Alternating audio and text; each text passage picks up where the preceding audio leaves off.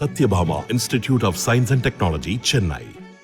Satyabhama Institute of Science and Technology, Chennai.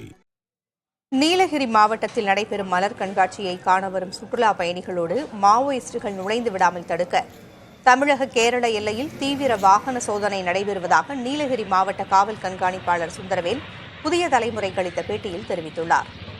Nilgiri மாவட்டத்தில் தற்போது season தொடங்கியுள்ளதால் கோடை விடுமுறையை கழிக்கவும் இங்கு நடைபெறும் மலர் கண்காட்சியை பார்வையிடவும் சுற்றுலா பயணிகள் குவிந்த வண்ணம் உள்ளனர்.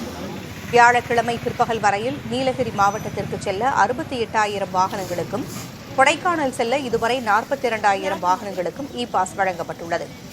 சுற்றுலா வாகனங்களில் தடை செய்யப்பட்ட அமைப்புகளைச் சேர்ந்தவர்கள் வருவதை தடுக்கும் வகையில் கேரளா, கர்நாடகா உள்ளிட்ட மாவட்ட எல்லையில் 16 செக் போஸ்டுகளில் மாவோயிஸ்டுகளின் புகைப்படங்கள் ஒட்டப்பட்டு 24 மணி நேரமும் காவலர்கள் சுழற்சி முறையில் கண்காணித்து வருகின்றனர்.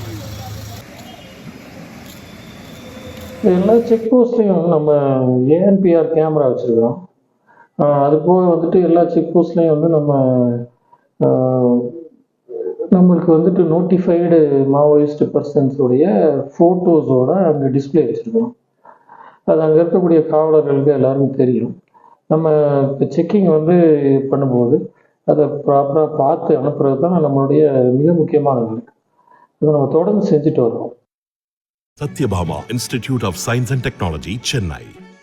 Satyabhama Institute of Science and Technology, Chennai.